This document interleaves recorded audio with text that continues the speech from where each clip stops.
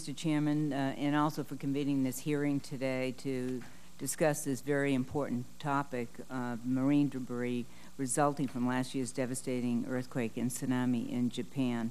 And I think it is important to provide this kind of attention and focus on this critical issue.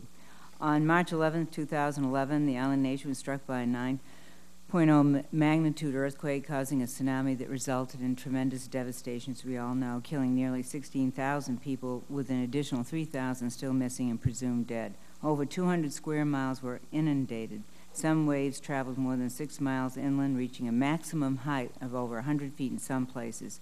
Entire communities were washed to sea. This disaster was far worse than what had previously been considered the worst-case scenario. And Japan should be commended for their effort they put into place in preparing for such a disaster. Despite the tremendous loss of lives, countless people were saved by advanced preparation. 40% of Japan's coast was protected by seawalls, and prompting warning of a major tsunami allowed time for many to evacuate. But the height of the tsunami was greater than thought possible. In many cases, seawalls were built to hold the sea at bay were breached and washed away. Tragically, at least 101 designated evacuation sites were flooded, and people who followed evacuation orders and thought they had reached safety in time still perished. The devastation resulting from this horrific event demonstrates we can always do better to prepare. The heartbreaking job of cleaning up and rebuilding from the tsunami still continues in Japan and is estimated to cost more than $34 billion, making this the most costly natural disaster in history. With some communities simply gone, it's not always clear how the rebuilding should begin. 5 million tons of debris was swept into the ocean as a result of the tsunami.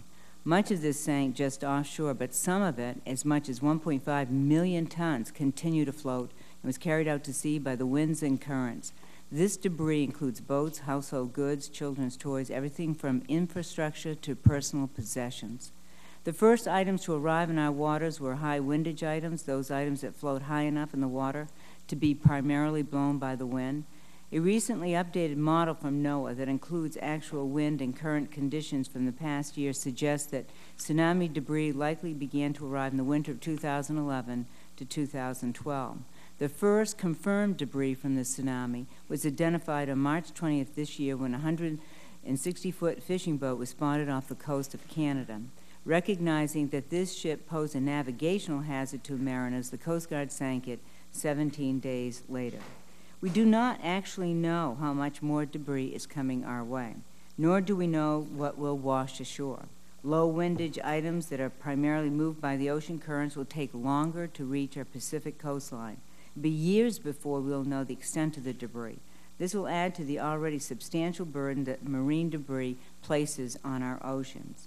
Along with my West Coast colleagues whose states are now being directly impacted by this event, I have long supported work that addresses the effects of marine debris on the health of our oceans. Most recently, last year, I co-sponsored Senator Inouye's Trash-Free Sea Acts to reauthorize NOAA's marine debris program and direct the agency to develop a plan on how best to respond to marine debris from the tsunamis, floods, landslides, and hurricanes.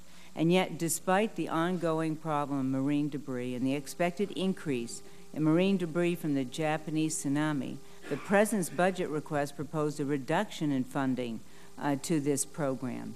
I'm pleased that the Senate mark recognizes the importance of the marine debris program and would increase its funding by $400,000 for fiscal year 2013, providing the resources necessary to continue tracking and addressing the impact of the tsunami debris.